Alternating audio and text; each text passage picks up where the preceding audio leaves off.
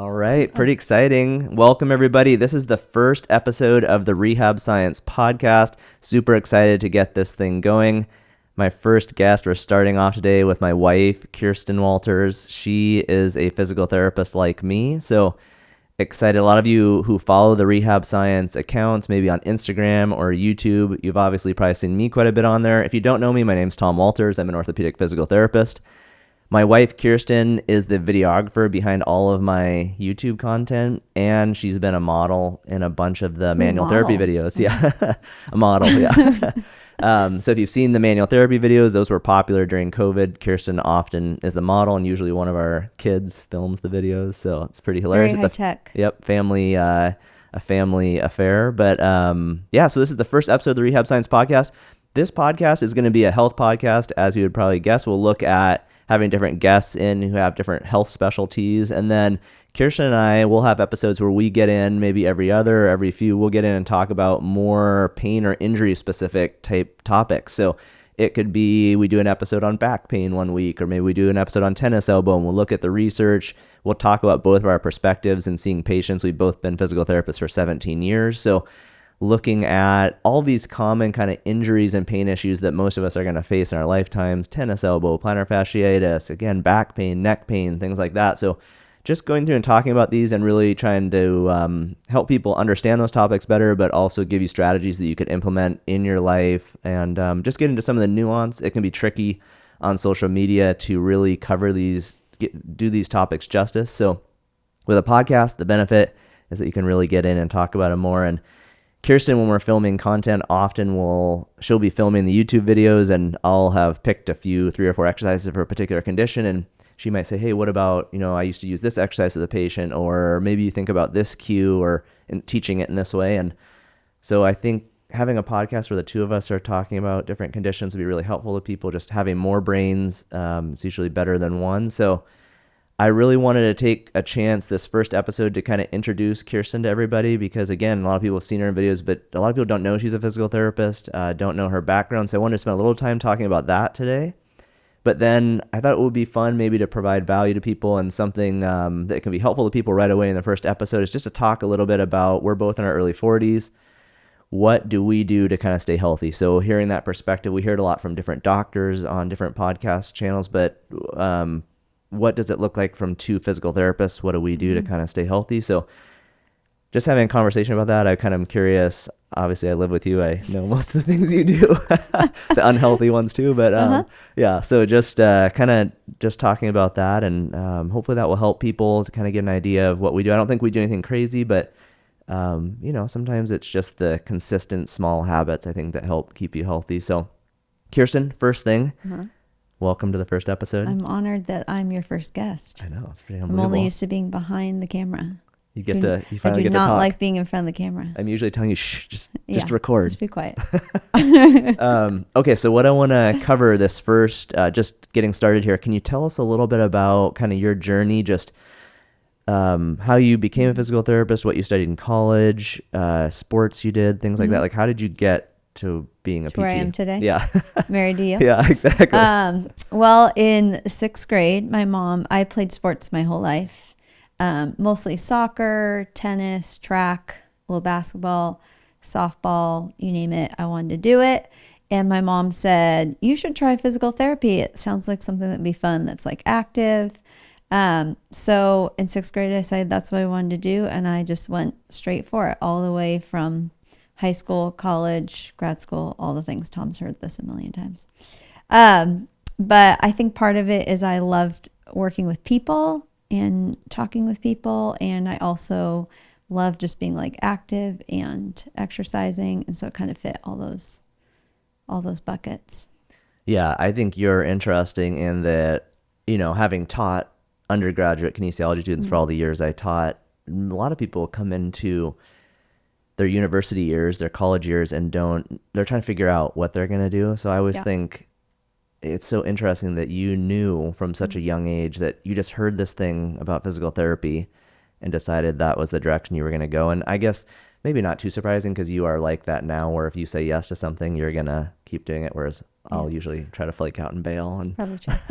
But it's pretty impressive that you decided, I mean, at what, like age 12 or 13 Yeah. to become a physical therapist and then stayed with that. Yeah. I mean, I know for me, similar background, lots of an athlete, right? I think a lot of physical therapists, a lot of PTs we know were athletes. They might have had an injury, they're just interested in exercise and the movement system. And that often, so many physical therapists were athletes earlier in life. And so we both share that story. But I don't think I thought about physical therapy maybe in high school when I had knee surgery, but I was exposed to it, but I wasn't really thinking about it really as a profession or a career. It wasn't until in college, I think I was doing the thing that most students do where I was looking at, okay, I'll look at medical school. I was doing internships. I looked at optometry, podiatry. I kind of knew I wanted to be in a health field, but physical therapy, I don't think I really thought about it until probably my sophomore, junior year of college, I think, which is probably the more common thing in interacting with a lot of students. So it's so interesting that you thought about it from such an early age. I think I also, when I was in college, I did some athletic training. Thought maybe that would be something. I loved sports, so I could like be on the field. But the hours of athletic training are pretty intense, and they're weekends and they're nights, and that didn't appeal to me. And I think I also thought about doing personal training as an option too, but I figured, it's always better to be overeducated than. And were you thinking about that stuff in high school or was that in college? That was all in college. That was in college. And when you were kind of wrapping up your high school years and thinking about going to college, we know that you studied kinesiology, which is the study of human movement in college. How did you know right away that you would do that, or? I think because I knew that was the track to physical therapy, but then when I was there, I found I liked every single class I took, so I knew I was obviously heading in the right direction. So that makes sense. So you knew. I would read the fitness books over and over for fun, and so I figured that was a good start. Yeah, it's crazy. We're so similar in that. I was just talking on another podcast about when I was in high school, junior high school, I just read Men's Health, like Muscle and Fitness and Men's Health, mostly Muscle and Fitness. But at that time, I only thought about exercise for performance. So I was just thinking about exercise, basically like how can I get bigger muscles like every boy in high school. So, but you were reading fitness books. So it's interesting because I had no idea I didn't really know anything about physical therapy. I didn't really even realize there were careers. Did you start lifting weights in college? No, I started lifting weights in 7th grade. Oh, okay. Yeah, so I had a fascination with weightlifting and exercise. I was lucky that in 7th grade I had this, our PE teacher was a strength coach. So he taught us all the weightlifting techniques. So I feel, looking back on it, it was so lucky to learn form and be introduced to weightlifting and resistance training. Now that we know in the research how popular or how important resistance training is, I always think it was so lucky to be introduced to that at a young age and kind of learn the form and movement. But I just remember reading Muscle and Fitness. I'd like be bored, and it was back in the day. We didn't have internet, right? There's no cell phones, so we're so old. But I'd go to the store and just literally sit in the magazine section and read Muscle and Fitness. And I was just always fascinated. I don't know what it was. I think I was just fascinated with how much the body could change with strength training in particular. I didn't really have much interest in aerobic exercise or cardiovascular, those kind of adaptations. I was just really interested in muscle. Mm-hmm. But I think that interest, because then when I studied a similar thing to you, we went to different colleges, but I went to Montana State and studied exercise science, which, as you know, is very similar to kinesiology. It's a lot of the same classes, basically learning about our musculoskeletal system, our movement system. So you study kinesiology, did that for 4 years, and you went to Westmont College here in Santa Barbara. And then and I met you. You met, well, not right away. Chapman, yeah. So, and when you then went to physical therapy school, what did it look like in terms of, there's lots of different types of physical therapy you can practice. What was going on in your head when we were in physical therapy school together? I think I had done a bunch of internships. I did one at the hospital, and I worked at 2 different orthopedic clinics. So I think at that point, I thought that was the route I wanted to take. I wanted to work with athletes. I wanted to kind of be with people who were maybe a little bit healthier, The hospital was a totally different thing. I enjoyed it, but totally different, less into athletics and sports. And so anyway, going into school, that was kind of the route I was wanting to take. Yeah, it's kind of true for all of us athletes, I think. In our physical therapy class, most of us went the orthopedics and sports medicine route. And a lot of people know this, but there's so many specialties in PT. There's women's health, there's geriatric care for older individuals, there's all the acute care, kind of inpatient Spinal cord injury, spinal cord neurological pediatrics, PTs. Totally. wound care. Wound care. Not one of my favorites. That was your favorite. Yeah. And then what happened? So in case people think, we went to physical therapy school together. That's where Kirsten and I met. Which is such a funny story, I think, in a way, because Kirsten left her undergrad years at Westmont, went to Chapman. We went to Chapman Physical Therapy School down in Orange County in Southern California. And Kirsten came to school not planning to date anyone. And I came there with an idea that I would just marry somebody in the class, which is such a weird thing. It took a lot of pressure for me to get Kirsten to date me. She kept saying no, but I finally beat her down enough. He was my study partner. And he kept wanting to date. And I said, well, if we break up, we're going to have to spend every day together from 8 to 5 for the next 3 years. So I don't know if that's the best idea. But he was persistent.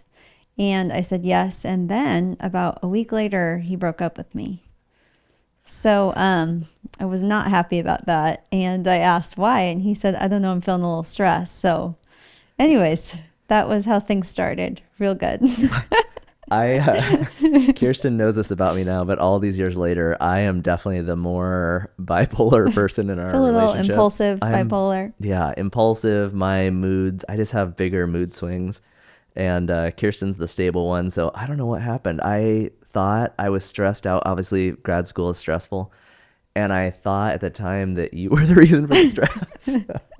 So I just figured breaking up with you was the answer. And then it was the weirdest thing. As soon as we broke up, I knew right away I had made the wrong decision. It wasn't the thing that was the reason for the stress. So then I kept trying to go over to Kirsten's to study, and I kept trying to like hug her and kiss her and stuff, and she wouldn't give me any. A lot of denial. There's no side action. So, but yeah. So okay. So we go, so physical therapy school, we do our 4 years of undergrad. You go to Westmont, I went to Montana State, similar degrees. We go to Chapman together, 3 years to get our doctorates in physical therapy. And then you basically go out and start practicing. Can you tell us, what kind of settings have you worked in as a physical therapist? Thrilling. When we graduated, we both went straight to orthopedics. We did some traveling physical therapy where we worked at a skilled nursing facility, which I actually really, really enjoyed because we got to know people so well. And I really, truly felt like we changed people's lives. I mean, I still send Christmas cards to a lot of my old patients, and to watch them go from they can't walk or stand to like leave with their family was like so amazing. But and then I did a little bit of pediatrics in grad school, and that's pretty much it for me. Yeah, it's true. We both have spent most of our time in orthopedics and sports medicine, but those, even though I don't think either of us enjoys the skilled nursing and hospital settings as much, it is amazing. We always talk about this, that you're helping people who really are incapacitated and debilitated, and you're helping them. I mean, you have people where they can't even walk, and you're helping them getting back to walking. And it really is a very powerful transition to maybe in 12 weeks. I remember having a guy who had fallen.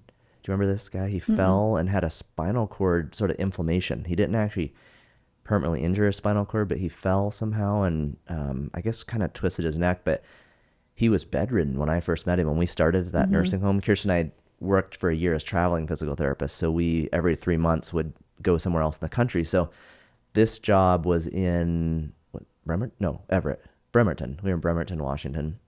And I remember this guy had fallen somehow. And when I started in the beginning there at the nursing home, he was completely bedridden. So we would come in and do range of motion, passive range of motion. I was just moving his arms and legs for him. And we were only there for 13 weeks. We were a little bit longer, 4 months for that one. But in that time period, by the time I left, he was walking again.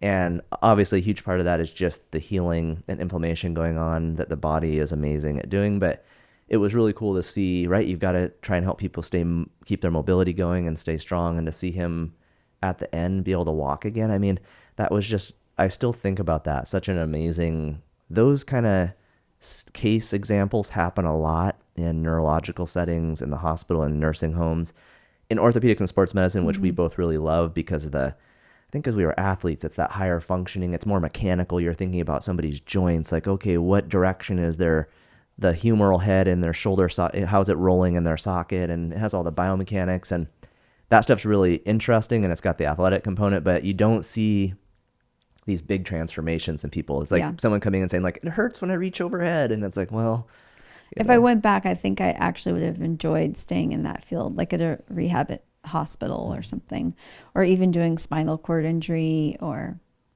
I think that actually would have, I think long term would have enjoyed that more. But yeah, the neuro setting does seem cool. I agree. I think the longer we're in orthopedics, you realize how much of it is neuro.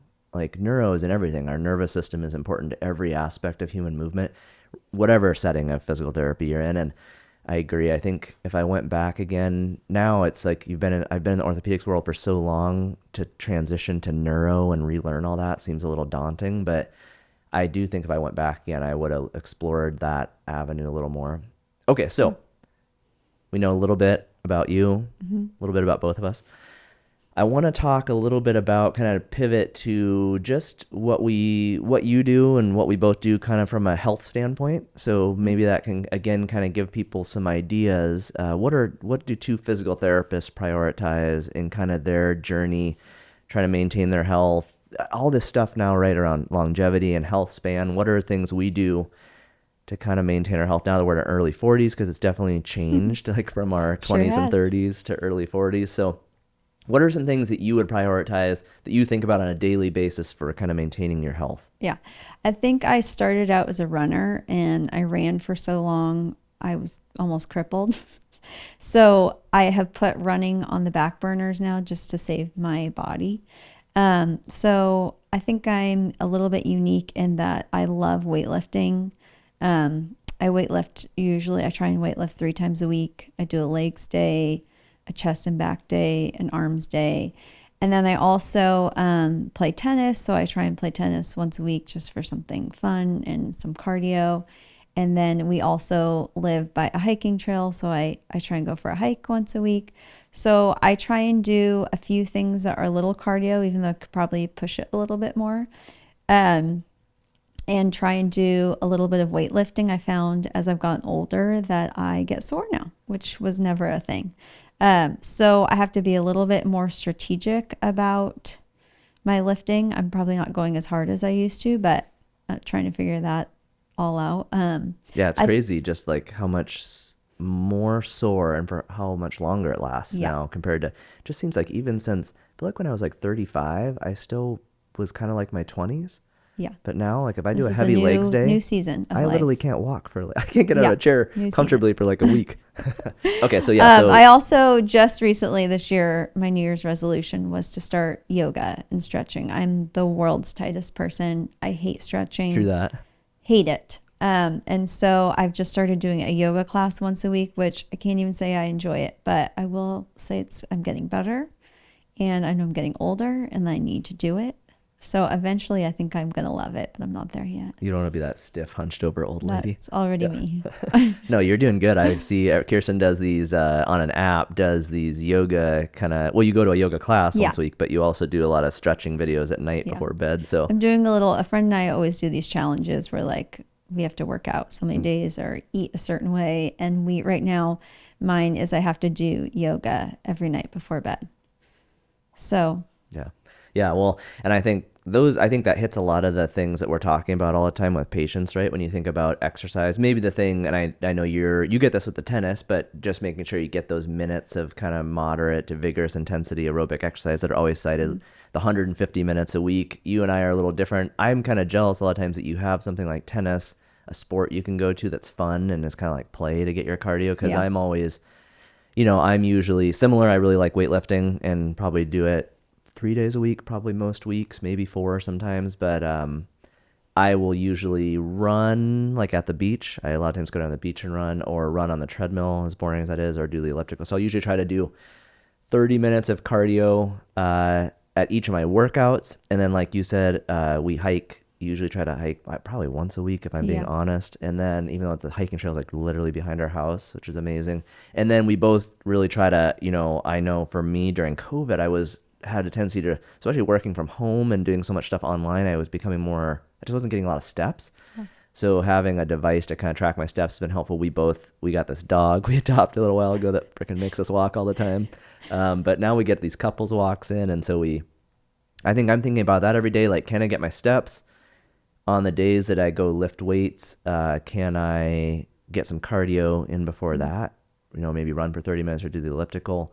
And I think there's so much evidence behind this, right? Like besides we hear a lot of this research on VO2 max, your aerobic capacity, and how important that is.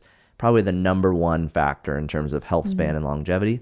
But just like below that is your strength. And we know as physical therapists, muscle strength, and that combined with good joint mobility, like can you get up and down from the ground without using your hands or another surface or something, how that can predict how long you live. And we see that grip strength and quadricep strength, the muscles on the front of your thigh that help you get up and down from a chair, those are the two of the strongest predictors of mortality, and they're just these strength measures. So resistance training is so important, and it's obviously something in PT we're always trying to encourage people to work on. And I have a similar split to you where like I'll do a legs day. I have a day that's kind of like an upper body push day, kind of a pull day. So we're similar in that way. What about outside of exercise? What are some other things you would think about? Are you talking about just like... Yeah, health things you'd prioritize in terms of your health. I think for me too, the hiking is like getting outside, getting some fresh air, talking with friends, that social connection for me. And then tennis is the same way. It lets out a little aggression. I feel lucky that I have sports that I love to do. I know for a lot of people, exercising is something that's like a chore and it's not fun. And for me, I've always I look forward to it all day. It's like my stress relief and something that's fun for me. So, yeah, that is amazing to have that, right? Like I feel the same way, that the fact that we both like exercise, because that's so hard for so many people. Like they just don't stick to they just don't like any. I tell people just find something you really enjoy and do that thing. Like exercise shouldn't feel torturous. It should be something you enjoy. But yeah, at the end of the day, like you could focus on all this stuff we're talking about, like get in this many days of strength training and do cardio and aerobic exercise. But before all that, just find something you like. Find something, like, even just if it's move. just walking. Just move. Find a friend. Yeah, totally. And I think those parts you talked about, which I feel like myself and a lot of guys we know suck at the social part a lot of times. It's like you're just working and you're not always good. Females, I often just do such a better job of staying connected to their friends. I just heard a study about this, that guys, if their wives die before them, they often really struggle and suffer from a lot of depression because they've not kept up those friendships and those relationships earlier in life. And females tend to do a better job of that. So at this thing, they had these programs where they would take guys and they would it was like a wood shop where they would go and build so these guys aren't talking to each other, but it's like they're working next to each other. So it's kind of like play like kids would do, but it gives them that social thing. So it has been a reminder to me to I've had to force you to try and hang out with other guys. I'm such an introvert. It's so hard. Yeah. But yeah, like hiking with people, that's amazing. And the getting out in nature, I feel like every day we hear Huberman talking about getting light in your eyes. Oh yeah, that's my new thing. I try and do some Huberman exercises and go outside with my coffee, look at the light. I don't do it every day. Sometimes I get into the grounding. I go out in the front yard and put my feet in the lawn, and it feels rather silly. But maybe it's doing something. I don't know. It is amazing when you go outside. It's so easy to just be stuck in the house, especially when you work from home. And when I go outside and you get that natural light in your eyes, it does kind of like wake you up. All of a sudden you're like, whoa, like it's an intensity that's different, that's just blocked, obviously, when you're in the house the whole time. And we have lots of windows, but it's just different. When you come outside, it's a different, it does feel like it kind of gets you going a little bit. Energizes you. Yeah. So, okay, so you've got the nature part, which nature suit. I remember I went to a few months ago, went to this talk on inflammation. They talked about plants, like when you're outside, trees and different plants release these molecules that actually can be anti-inflammatory in our bodies when we breathe them in. So I think that part, so many good things about like being outside, the natural light with circadian rhythms, making it social, like you're talking about. So you've got that aspect. What does it look like? What would you say? Like, we know nutrition's a huge thing. What do you do? You're obviously in good shape. What does your nutrition kind of habits look like? I feel like we've gone through a lot of like transitions depending on what research we've recently read. We're a little bit, Like to experiment. yeah, we're all over the place. But I would say that we both, I'm speaking for you too, we do slight intermittent fasting where I probably start eating around 11-ish. But I do drink coffee, so I don't know if that's technically an intermittent fast. Cheating. But then I try, and I've had to kind of go gluten-free recently for some skin stuff, but have in the process found that I feel 1,000 times better. So in some ways it's been a good discovery, but it's kind of just, I try and just think about eating things from the earth, which is like the most basic thing ever, but I figure if it's from the earth, it's pretty good for you. So I think we probably eat a lot of protein. I mean, we mostly for dinner have like a meat, a vegetable, and then my lunch is all over the place. Usually it's avocado toast with eggs, or I'm a big snacker, unfortunately.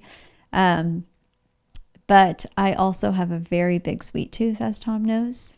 Have to hide the candy at our house. I really like candy, so that's my one down. Well, there's a lot of downfalls, but that's one. Yeah, I think probably the two of us, like you said, we've tried a lot of different things, but I think in general, on average, that both of us are, I think so much of it boils down to it's kind of taking in, we always are talking about our kids with this, right? Like trying to phrase it in a way that's educational and helps them understand, but getting the right amount of energy each day for your body, like, and you hear about this, when you're thinking about calories, are you in a hypercaloric state? Are you in a hypocaloric state? Are you getting the energy that you need for your body? And then what's that macronutrient breakdown? And like you said, when you're thinking about carbohydrates, fat, and protein, we both, because of the resistance training, and I think there's more and more evidence for this, really try to prioritize the protein first. We've been talking about the 1 gram per pound, which when you actually really try hard to get do. a gram per pound of protein per day, it's a lot. I tried to do it last week, and it was near impossible. Yeah. I mean, when you are focusing on every meal, you need to get whatever 30 to 40 grams of protein. You really does fill you up, and you feel less tempted maybe to have some of those. Well, it doesn't even feel like there's time to eat anything else. I feel like I started eating less vegetables because I was so full on protein. Mm-hmm. And I think both of us, I don't even really think about intermittent fast. I mean, I for a while I was really strict about it, but even that research seems to be changing. I just think now I just try to eat when I'm hungry. And, and I think we definitely go out to eat a few nights a week. And the tricky thing with that, right, is like you don't know what oils or how much butter has been put in things. And if you're eating out all the time, it is really hard. Or you're going to Starbucks all the time, it's really hard to not go over on your calories. So I think that is one thing. The one advantage maybe of working from home is that I know what I'm eating all the time. Oh, yeah. The downside when is we I'll worked snack at all an the time. office and it was just like donut, everyone brought in food all day, every day. I found that way more challenging. Oh, it's so tempting. Yeah. Yeah. Every PT clinic, it's like you wouldn't All think. there is cookies They're and just donuts. bringing in cookies and donuts. It's like, this is a health facility. But yeah, so I agree. I think. But I don't think either of us is super strict. I think that we're kind of loose with our food. We pretty much eat everything. It's the old moderation thing. Like, Yeah. I think we just eat a little bit of everything, but just try not to go too crazy. And some days you do go crazy, like, and that's okay. Sometimes you have days where you go crazy. Vacation, we cut loose a little bit, like, but I think that's such a, I don't know, just as I look at people struggling with this in different ways, I think sometimes it is just, kind of trying to figure out that at a baseline level, what am I taking in each day? And there's great little calculators. Like, remember we were using, what's that little app? I did it one day. Chronometer. Yeah. Yeah. So you can enter all your food and it has almost everything. It has like every Trader Joe's item, like every grocery store you can enter it in, and it will show you like how many grams of carbohydrates, fat, and protein you got, how many calories you took in that day, what micronutrients, because for a while we did blood work and we were worried maybe we had some micronutrient deficiency. So did I get enough vitamin D? Am I getting enough of these things? And that Chronometer app, this little orange app, it's kind of a neat way to track, just if you're trying to get started and figure out what am I taking in each day? Am I taking in too much of certain things, or am I deficient in certain areas? But that's a big one, right? Nutrition's a huge one, especially in the pain and injury world. Protein, you need protein if you're healing. If you have a tissue that's injured, you need that.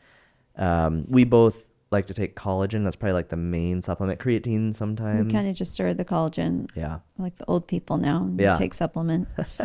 Well, it's cool because the collagen research, I feel like I try to be very evidence-based in everything I do, like I try to look at research and make decisions based on that, but it does seem like there's more and more research. I mean, we've seen this research before for skin and hair with collagen, but I'm seeing more for pain and kind of joint related issues. So I think there can be a place for, it's hard to know. It's like you have to take it for a long time. You don't see instant changes. Who knows what's happening? We've done creatine. There's good evidence for creatine. We do fish oil. Fish oil. We've got a multivitamin. But I think it's like, you hear a lot of, there are a lot of nutrition researchers I follow, and it's like get the exercise and nutrition and sleep and all that stuff dialed in. And then supplements are like. Oh, sleep. That's a big one for us. Yeah. Well, it's like too many people with the supplements, they think that that's going to solve everything. It's like they're just a little thing on top. So yeah, sleep, huge one. Like we're both, especially as we've gotten older, we're like. Big sleepers. What happens? You get older and you can't sleep. Yeah, tell me about it. I used to be the best Last night I was up sleeper. from 2 to 4. Yeah, you're worse than thoughts. me. I think your insomnia stuff's worse than me. I think that's part of getting older. Yeah. That is tricky. I think we are very structured in our sleep routine. Like, especially having kids, that makes it easy because it's like our girls go to bed at 8:30 and we literally pretty much get in bed at the same time. Yeah. So we put them to bed and then we get I think in bed. we probably go to bed between 9:30, 10. Yeah, 9:30, 10. So we probably are, I think on average, I'm pretty much always getting right around 8 hours. Yeah. But I think my body really wants more like 9. But the stats on it, they say you should. There's always nuance to stuff, but somewhere between 7 to 9 for most adults is kind of the. One thing about food I found for myself is that what I buy is, if I buy chips, I'll eat the chips. So the key is eating, only buying the things that I know that I want to eat and that I won't be tempted at our house to eat. That's a huge one, right? You hear that all the time because I think a lot of people are this way. If something's at the house, I will be very tempted. Like we've had a bunch of candy around recently and I just like sit there and eat that stuff and don't even think about it. And it's just so much easier just not to have it here. Yeah. We switched, I think, we recently switched because I do a lot of times. We do like having dessert. I do. And I think when you've had sugar, your body kind of craves it, and then I want to have it every night. But because there have been periods where I was really disciplined about not having sugar, and then that feeling goes away, and I don't really think about sugar as much. But right now, which I think is at least, if you had to pick any dessert, isn't too bad. We've been doing we cut up strawberries and put a little bit of the zero sugar Cool Whip on them, so it's not bad. It's like 15 calories. I feel like that's pretty good. 15, 30 calories. So it's a good dessert. If you're looking for a dessert, cut up a bunch, get some berries, blueberries, blackberries, strawberries, come up and put there's a zero sugar Cool Whip you can put on them. So I think I saw that actually on another YouTube, like a fitness YouTube channel for an example for we steal dessert. ideas from everyone. Yeah. It's all about stealing ideas. Okay. So then you mentioned sleep, right? So sleep, and I think the big one there is like sleep routine, just having a routine. And then we started the magnesium supplementation because we've always been good about our sleep routine, but we did blood work and there were certain things that we were a little low in. And you hear oftentimes about magnesium glycinate you can get it just as an oral pill supplement. And that does seem like it's helping. I feel like who knows what's placebo. I try to resist placebo and be skeptical, but I'll take it. That's what's hard with supplements is you're not quite sure if they're doing anything or not doing anything. So yeah, totally. Okay, so those I think are big ones that I'm always trying to highlight people: exercise/movement, sleep, nutrition. What would you say about like stress management? Oh, and you mentioned social. The social side is so huge. All these studies now on loneliness and. Yeah. I'm an extrovert, so that's real easy for me. Yeah, that's not so easy for me. I could spend all day, every day with friends. So you're always forcing me to go to events, and I complain about it. Yeah, and then I'm happy afterwards. But okay, so what about stress? How do we manage stress? I've noticed as I've gotten older, I've never had anxiety in my life, and just recently I've had a little bit more than I used to. And one thing I've been doing for that is like either like listening to meditation apps like a little bit a day, or even like someone told me about the spa station on the Apple playlist. So I'll just listen to lay down, listen to 2 songs, and I instantly feel like my anxiety comes way down.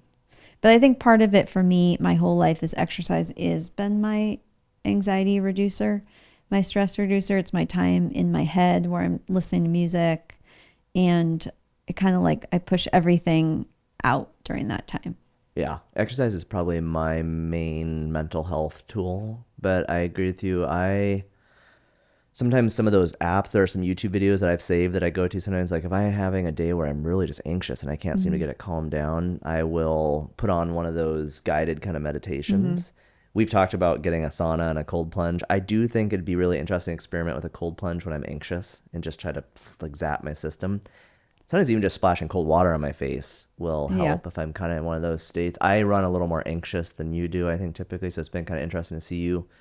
And I am that pendulum, right? Like some days I'm totally excited and happy, and some days I'm kind of down and anxious. So I'm a little bit more unstable in that way than you. But yeah, I think, yeah, stress management wise, yeah, like the apps can be useful. Exercise is really useful. For me, I feel like if I just get overwhelmed, which we're in this season of life, I think with having kids and, like running a business and just all these things, like there's just a season right now that's really busy. And I know that I think I've gotten better at saying no slowly as I've gotten older. I think we both have. Totally. If I say yes to too many things, I instantly start getting frazzled. I'll know like, ooh, that was a mistake. I shouldn't have said yes. I shouldn't have added that thing to my plate. So I am slowly getting better at saying no to things. And that when I just kind of don't get overwhelmed, that's almost probably one of the biggest things. I mean, Kirsten knows this about me, but I've got this spot in my back, kind of on the right side, kind of my rib cage that hurts when I get stressed out. And that's always like my indicator that I've taken on too much. Like that thing will start to hurt if I'm overwhelmed or stressed. And then when I'm stopped, and it's even gonna be good stress. Like sometimes we're about to go on vacation, that spot hurts. So, but I do notice when there's things that are kind of a negative stress, or maybe how I'm framing it and thinking about it, that spot will start to hurt, and it kind of helps me. That's one place where pain is annoying, but sometimes it can be helpful. And like your body's trying to tell you something. Yeah. And it can be helpful to me. It's like I didn't hurt it. It's just something's happening, like I'm tightening up there or something, and I need to kind of take some things off my plate or kind of reevaluate what I'm doing, or maybe just exercise or get out and go for a hike, something like that. Yeah, the other stress reducer, as you know, for me is traveling. Yeah. Which is an expensive and then I get stressed reliever because it costs a lot. Yeah. You get less stressed. I mean, I love traveling too, but yeah, it's like Kirsten stresses me out. It's like, oh, I want to do another trip. I feel like when I'm on a trip, I can kind of like check out and reframe things and like think through things, and but it's an expensive recheck. Yeah, so I think, and then I know you kind of briefly mentioned the social side of things, but I do think that's one to highlight. I think it's one of those topics that people are like, yeah, whatever, like being social and being connected and having good relationships, but it is so important. It's like, even we've been looking at Arthur Brooks' book, and just so much on happiness is related to your relationships and having meaningful relationships. And I just think that's one that people, some people are extroverts like you, and they just are naturally, they're hanging out with people all the time. And I think maybe there's people more like me that I have a tendency to want to default to saying no to anything social. So I have to almost purposely plan out hangouts with people. Like if it's going to get coffee, or I just went hiking with a buddy the other day, and I realize I don't want to do those things. I just want to be in my own head, in my own world all the time. But then once I do those, I realize how good they are for my health. So I think that's one that people shouldn't forget about. To do that more? Promise? You're going to promise to do that more? I don't know what's a promise. I don't want to schedule. I hate schedules. Like, no, you can't. Kirsten always tries to schedule things for me. She always wants to have plans, and I just want to be impulsive and figure things out. Anyway, I think that's one that people shouldn't overlook, especially if you have a tendency to lean away from social things. Like find people that are positive and you like being, are positive in your life. And then that's a huge one. Yeah. Because if they're negative. I think we've spent a lot of time with a lot of negative people, and we've been more careful about that. We used to not, when we were younger, I think we could handle it a little bit more. And now we really purposefully are trying to be around people who make us better, bring us up. Well, life gets hard. It's like we've both had deaths in our families, like life gets real, and you don't want to, there's enough negative stuff. You kind of want to be around people. You don't want people who aren't honest with you, but you want people who are like positive and just like bring out the best. They're interested in progressing as humans, and it's and that's tricky for us because we're both kind of agreeable people pleasers. So we'll hang out with anyone that breathes. If they want to hang out with us, we'll hang out with them. So it's tricky. I never want to. I care so much about not hurting people's feelings that sometimes it can be tricky to, have those, just if you've got someone that's a friend, like that's been a friend for a long time, it's hard to not spend time with them, but you do. It is tough when it's kind of a negative, and maybe you help them kind of change their ways a little bit, but it's tricky when people Usually you don't. Yeah, they're who they are. So, okay. So I think so many good ones there. I mean, I think we covered, I think whenever I'm thinking through, I'm talking to a patient or someone who's interested in kind of improving their health, these are the big ones, right? It's like exercise. And I think it's thinking about, like we talked about, cardiovascular exercise and resistance training, and maybe like stretching and mobility training, yoga, whatever it is, if that helps you. Maybe you are a tighter person, or you can't get into certain positions in life. Or for some people, yoga is more kind of a mental health anxiety reducer. So I think there's that kind of side, the exercise side. We talked a little bit about the nutrition, getting the right amount of calories in your day, not being hypercaloric or hypocaloric, using some of the online calculators to figure out where you should be, and then maybe using that chronometer app to kind of track. You don't have to do it all the time. Like I will just track my food for a few days. We're both creatures of habit. If you're a person We eat who a lot of the same things. we eat a lot of the same stuff. So if you track your food for 1 or 2 days, you're like, oh, I eat about 2,300 calories a day. Like you can kind of We figure it also out. don't like to cook, which I think helps us because we have to do a lot of grilling and every meal is about 10 minutes. So we can't actually make many unhealthy meals. Yeah, we're not baking cookies a lot. Still, we both are so lazy about cooking. I grew up with a dad who cooked, and your mom cooked. And neither of us likes to cook. Neither of us likes cooking. I'll do dishes. So it's always very basic. Yeah. So, but yeah, I think that is true. When you're at home, even just cooking at home is usually way better than eating out, just in terms of being on a controlled. It's just like calorie wise, like it always blows my mind when you go to these restaurants and they list the calories for each item, like your Cheesecake Factory. It's like 2,000 calories in this meal. It's your whole day. We're wondering if they inject it with like special calories. Dude, it's crazy. So I think that's a huge one, nutrition-wise, getting the appropriate amount of calories. And then I think for a lot of people, especially if they're interested in pain and injury, and we know we lose muscle mass as we age, bone density, all these things, like just making sure you get enough protein each day. Because I think so many people haven't heard about this, or maybe aren't taking the time to really think about how many grams of protein you're getting a day. Some people, there used to be this concern that it would hurt your kidneys, which that's been pretty much debunked. So, thinking about somewhere in that kind of 1 gram per pound of body weight. You can even go higher if you're a person who's involved in resistance training, but I think that's an easy one to remember. We talked about the sleep, talking about like having a good sleep schedule. Sleep is when your body heals. It's when your immune system's really active. Your musculoskeletal system regenerates. Oh, probably another big one is not having alcohol. We both have pretty much stopped drinking. I mean, once in a while, right? Speak for yourself. Kirsten drinks more than I do. That's why she can't sleep. I don't drink that much. I maybe have one drink every week, every other week. I'm probably about the same. I think probably I have 2 or 3 drinks a month. Like we both have noticed, right? Like when you were younger, I could drink. We can't recover. No, I can't. I sleep so horribly. And then I know I haven't recovered well. The next day I'm like pissed off and destroyed. So maybe I have a light beer once in a while if we're out with people, but I just really got cut way back. I'm not interested. It just isn't worth it. And this is coming from somebody, a lot of people, I know I have like some social anxiety. So usually alcohol is the remedy, the fix. But it's just not worth it. Like I sleep so poorly and it just messes up the next day. So that's another big health one. We both don't smoke, right? We don't obviously and I think drinking's cut way down. So you got the nutrition side. We talked a little bit about maybe the collagen, a lot of research on creatine now, but those are pretty much the only supplements we take. The sleep side of things, that, and then like stress management. So, I mean, can you think of any other things you'd highlight? I was just going to say one thing is I find as I'm hanging out with other people that they're always injured. And so part of my philosophy with my exercise program is to kind of like just do a lot of different things. I mean, people I have friends that play tennis, but they want to play 7 days a week and then they, tear the rotator cuff and then they're out totally. And so I think there's just the same thing we talk about all the time, moderation, balance, like find a few things you're interested in and don't go so hard so fast. Totally. Because I generally don't ever have pain ever. I mean, granted, I'm married to a physical therapist, so if I do, I don't work on her. I know everyone always thinks like, oh, you guys are so. By the way, these videos on the reels, they're fake. There's no real massaging going on. people always think I get all these free massages. It's only the 10 seconds you see. They're real helpful techniques.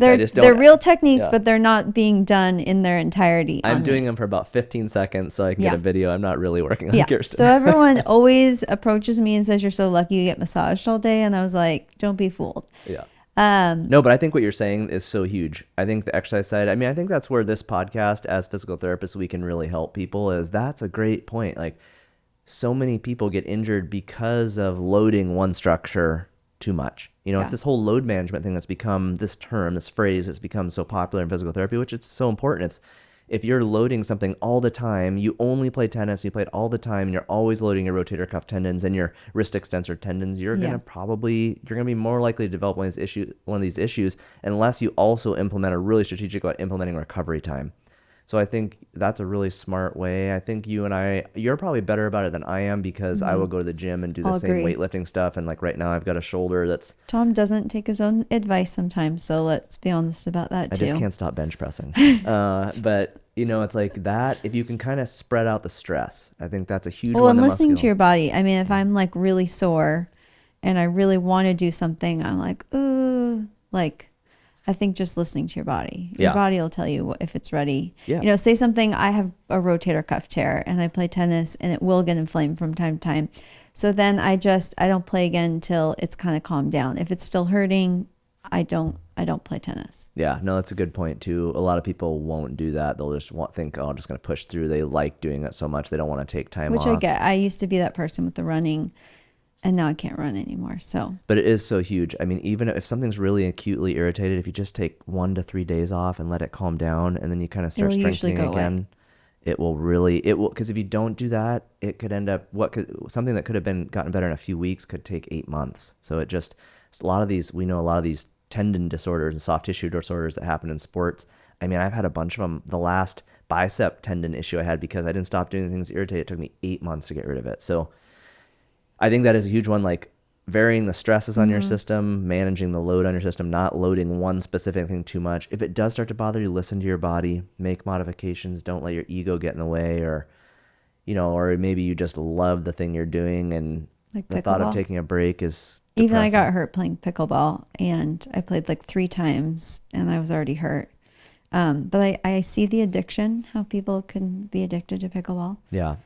Yeah, it's nice to have different things, different kind of sports or activities that just naturally that you enjoy. I mean, that's the ideal world. If you had 2 or 3 things you enjoy, like maybe you like swimming, you like tennis, and you like weightlifting, or I don't know. Long walks on the beach. Long walks on the beach. Like just if you can mix those in and you actually like it, your injury risk goes down so much. Yeah. So I think that is a... Like I said, I have a friend who is a Peloton person and she does it every day religiously, and she was just saying that she met with her doctor and she has low bone density, so even though she's working out 7 days a week, he's like, you've got to do something else besides the Peloton. So she was asking me about weightlifting, so just thinking about varying things up. You don't have to do the same thing every single day. Mm-hmm. And that's a big one too, right? Like us getting into, especially more so for the females, but having those gravity dependent like strength training, like it used to be, we always talked about weight-bearing exercise for bone density, which that stuff is good too, but adding in the weightlifting, resistance training has been shown, these big, strong muscle contractions release these molecules that help us increase our bone density. So yeah, if you're only doing cycling and swimming, you could be in a situation where your bone density is dropping and you're going towards osteopenia and osteoporosis. Yeah. And I feel like people are going to hear us talk so much about weightlifting on this podcast because it's so important. But it's just, if you can find just even 1 or 2 days a week to start strength training. And there's so many tools out there with YouTube and apps, and I feel like there's no excuse not to figure out what to do. I mean, people always say, how do you guys know what to do? And we actually both did certified strength and conditioning specialty exams, so I forget that we have had training in this. So yeah, it's easy to take it for granted. We know a lot about strength training that the average person doesn't. Yeah. But I mean, there are so many tools that, you can just literally turn on any video and just follow along. So yeah, there's so many. If you're just on YouTube and search for beginner strengthening exercises. And a lot of that stuff, you don't need equipment. You could And just it's be doing, free. you could be doing chair squats, lunges, push-ups. You could install a pull-up bar. I mean, you could get a couple of dumbbells and it doesn't have to be a complicated. I mean, even if you had 5 or 6 exercises that you did in a 25, 30-minute session 2 or 3 times a week, Yeah.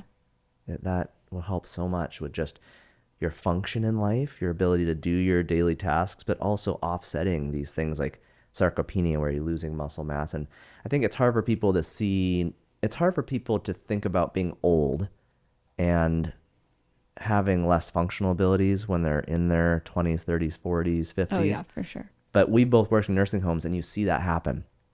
I was just talking with Jez, his PhD in human performance. We were just talking about that this decline, we're declining all the time, and we're not aware of it unless maybe you're somebody who's in a field. I sometimes am grateful to be a physical therapist and know a lot about my body, because I will see, you're always thinking about your body and kind of assessing your movement system. And like, I know during COVID, I was telling him I used to do a lot of plyos, like, jumping on the box. I would do a lot of jumping exercises. And during COVID, because I couldn't go to the gym, I stopped doing those. And then I noticed when I tried to go back to him that my tendons had lost, my patellar tendon, my Achilles tendon had lost some of that capacity, and they hurt.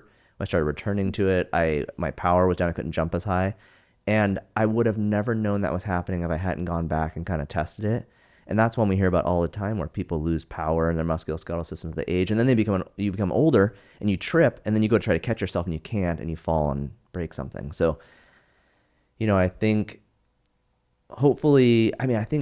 I really hope that this podcast, us with both of our backgrounds talking about pain and injury in the musculoskeletal system, will help people kind of just think about these topics and think about things that they could implement in their daily lives to keep them healthy now, help them functionally in their lives, and to offset these things so that they age more successfully. A lot of the stuff that Dr. Peter T is talking about, this health span kind of concept, right? Like looking at, it's not just about how long you live, but trying to have, most people, the average is 12 years of disease at the end of your life. And so there's this idea of compressed morbidity, where can you, through lifestyle strategies, shrink that morbidity so that maybe you have no disease at the end of your life, or maybe you only have a year. And I think so much of that is related to the topics we're going to get into in this podcast over the episodes to come, just looking at exercise and all these things we talked about today, all these kind of health ideas. But so many people, if you're functioning well now, you're not often motivated to implement them. But if you can just pick one thing and just baby steps and try to start making those changes in habit and find the things you enjoy, it really makes a huge difference when you get to the last couple of decades of your life. So Yeah. Kiki, Yep. thank you for being the first guest on the Thanks for having podcast. me. This is awesome. I hope everybody enjoyed it, and I hope you'll come back for future episodes. See you guys next time. Bye.